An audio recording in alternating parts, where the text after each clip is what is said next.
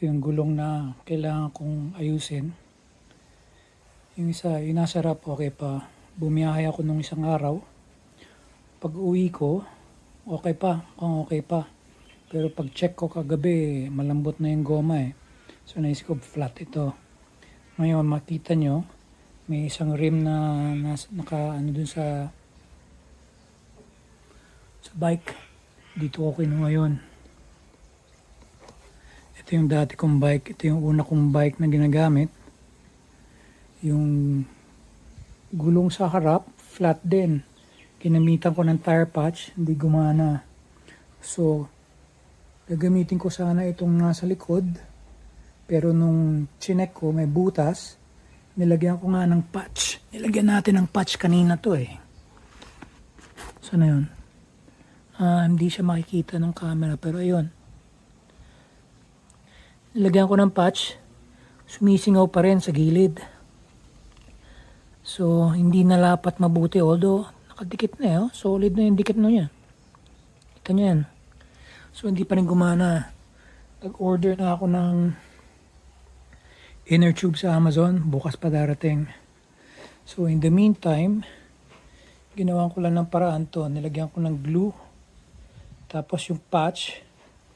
Tapos binombahan ko. So, observe natin. Siguro isang oras pa. Mukhang okay naman. Matigas pa. So, I'll give it another hour. Tingnan natin kung mag-hold yung patch at saka yung glue na remedyo yung ginawa natin. Pakita ko na rin yung toolkit ko. Ito yung tire pump na gamit ko. Hedgehog. Nabili ko pa ito sa New Zealand. So, siguro 7 years na to. Ito, si Doggy. So, 7 years na tong tire pump namin. Tire pump ko. Okay naman siya. Nag-hold naman. Kaya naman niya i-hold yung pressure. Wala siyang pressure gauge. So, okay lang. Tsambahan. Usually, pisil-pisil lang sa gulong. Nakikita ko na. Ito, pwede siyang shredder and press the valve. Tatanggalin mo lang yung screw and then babaligtarin mo yung nasa gitna, yung bilog doon. So, pwede na siya. Ito yung tire pump na ginagamit ko pag nasa biyahe ako. Mura lang to eh. Rep ko. Parang local ano lang to. Local mall. Local shop lang siya. And then, ito yung tool bag ko. Tire levers. Ito, isa, dalawa, tatlo. Ito, incidentally, siguro 15 years na to. Nabili ko pa ito sa Manila. Doon sa San Juan, sa tabi ng Broadway, may bicycle shop dati ron na Shimano. Pero ito hindi ito Shimano, generic brand lang to. Pero tumagal to, dalawa to dati, merong red. Tsaka ito, yung red na wala. Parang na-flat ako one time roadside, tapos nakalimutan ko siguro. Ito naman, dumating kasama ng, I forgot. Okay, Schwalbe. So, kasama ito nung Schwalbe tires na ginagamit ko ngayon. Incidentally, itong Schwalbe tires, Marathon Plus. Maganda to. Pang malayo ang biyahe. Tsambahan lang talaga kung mafa-flat ka. Since nabili ko to, ngayon lang ako na flat. Siguro 5 years na. Ngayon lang ako na flat. Ano pa? Ito, ginagamit ko itong tire lever. Kasi itong isa, itong black, nakuha ko to sa Amazon eh. May binili ako. Kasama siya. Yung tatlo to. Yung dalawa na bali na. So, although mukha siyang makapal, pagka ginamit mo to dito sa Schwalbe, kasi matigas yung beads ng ano eh, itong Schwalbe. So, pag ginamit mo na siya dito, bumabaluktot and at some point nababali. So, kailangan mo ng matigas talaga na tire lever. So, ang ina-alternate ko is ito, i-hook ko muna. Pag naka-hook na pag naka-hook na to sa spokes, gagamitan ko na nito para kunin yung tire from the rim. Ano pa ba yung nandito sa gamit ko? Ito, nagamit ko na one time. Nabili ko lang to sa AliExpress. Murahin lang siya. Pero ang time na ginamit ko, it worked. Then I have this. I forgot what it's called. Pero when you need to through or pag i-align mo na yung spokes doon sa rim, ito yung ginagamit ko. Meron pa isa yung bilog eh. It's not here. Nasa kabilang bag. And then, ano ba to? Press the valve adapters. Siguro mga screw ito. Kailangan ko to.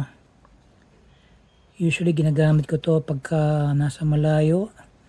And I need to kailangan magpahangin. Usually mga shader valve lang eh. Makikita mo sa mga gas stations. So pwede siya gamitin. Although sa gas station dito sa Melbourne, hindi mo siya magagamit. Kailangan mo yung air compressor na yung parang makikita mo sa Manila, yung mga vulcanizing shop. Incidentally, wala ring vulcanizing shop dito, guys, sa Manila. So pag na-flat yung gulong ko, kailangan talaga either tire patch or gagamitin mo ng ibang inner tube. Magpapalit ka na. Also, makikita mo itong bike stand ko. Okay, sulit siya. Kalimutan ko na magkano bili dito. Siguro mga wala pang 300. And then meron din ako ng truing stand andun sa garahe. Wala dito.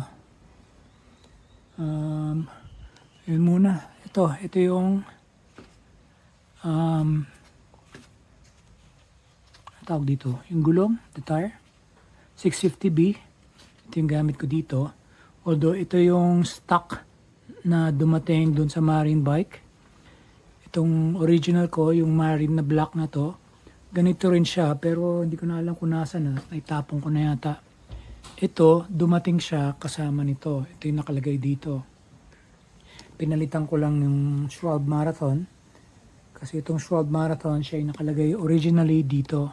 Ito yung original na bike na ginagamit ko pang Uber Eats noon.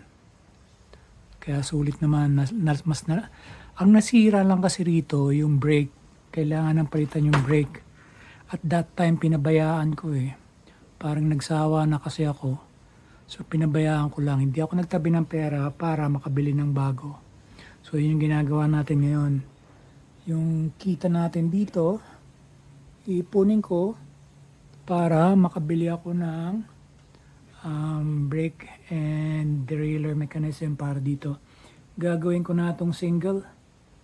Kasi makikita mo double yung, ano niya, yung crankset niya. Gagawin ko itong single by 12. Sa ngayon, by 10 siya eh. By 5? By 10. I think. Or by, I don't know. Pero mas malaki yung ito.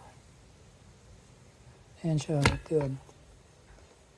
And then, ito yung bago kong setup ngayon. Mas malaki. So, papalitan ko rin yun. So, basically, papalitan natin yung drivetrain. Palitan ko to. Papalitan ko rin yun. Alright. Pasensya na magulo dito sa shed natin. Pero bagong lipat lang kami rito. 2 months na siguro. So ayusin ko it. In the meantime, hopefully nag-hold yung vulcanizing natin.